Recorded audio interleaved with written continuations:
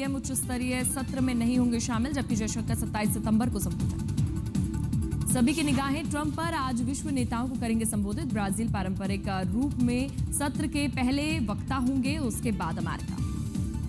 New York में जयशंकर और अमेरिकी विदेश मंत्री की बैठक। H-1B वीजा पर और 50% टैरिफ के बाद बढ़े तनाव के बीच दोनों देश के संबंधों पर बातचीत। अमित शाह के गुजरात दौरे का दूसरा दिन, गांधीनगर में स्टार्टअप कॉन्क्लेव 2025 का करेंगे उद्घाटन। शाम को मंदिरों और गरबा पंडालों में जाकर नवरात्र भी मनाएंगे अमित शाह। बिहार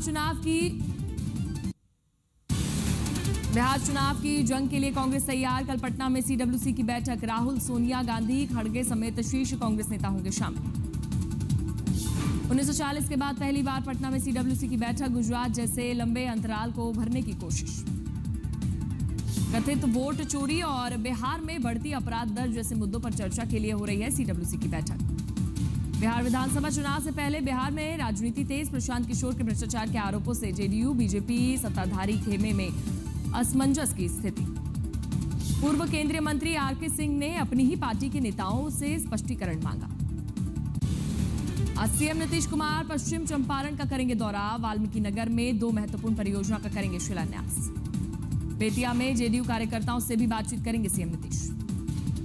गया में केंद्रीय मंत्री जितिन राम मांझी का तेजस्वी पर हमला। कहा, तेजस्वी यादव को PM मोदी की दिवंगत माताजी से माफी मांगनी चाहिए।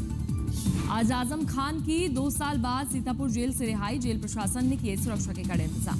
ऑनलाइन सट्टेबाजी ऐप मामले में अब युवराज सिंह, रॉबिन उथप्पा का समन। ED ने दोनों खिलाड़ियों को बुलाया। बिहार विधानसभा चुनाव की तारीखों का ऐलान जल्द संभव। दशहरा और दिवाली के बीच तय होगा चुनाव कार्यक्रम। छठ पूजा के बाद मतदान। बिहार चुनाव की तैयारियों के लिए चुनाव आयोग का दौरा। 22 नवंबर से पहले नई विधानसभा का गठन सुनिश्चित।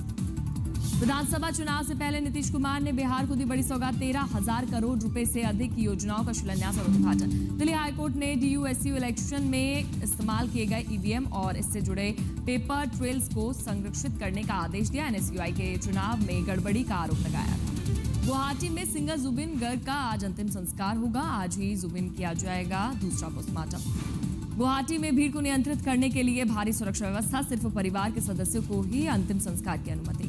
CM हेमंत बिस्वा शर्मा, केंद्रीय मंत्री किरेन रिजिजू भी रहेंगे मौजूद। 4 दिवसीय राजकीय शोक के बाद पूरे राजकीय सम्मान के साथ अंतिम संस्कार होने जा रहा है। सोनापुर में एक विशेष अंतिम संस्कार स्थल को उनके स्मारक के रूप में किया जाएगा विकसित। यूपी सरकार का बड़ा कदम। अब आउटसोर्सिंग भर्ती केवल मान्यता प्राप्त एजेंसियों से। EPF ESIC अनिवार्य, वेतन समय पर और पारदर्शिता की गारंटी। सौरव गांगुली दूसरी बार बने CAB अध्यक्ष। सर्वसम्मति से मिली जिम्मेदारी। क्रिकेट एसोसिएशन ऑफ बंगाल की वार्षिक बैठक में नई टीम का गठन किया गया। एशिया कप 2025 सुपर 4 में भारत की जीत पर बोले सौरव गांगुली, भारत की टीम मजबूत, एशिया कप जीतने का अच्छा मौका।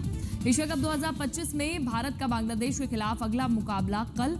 जीत से बढ़ेगा फाइनल का भरोसा।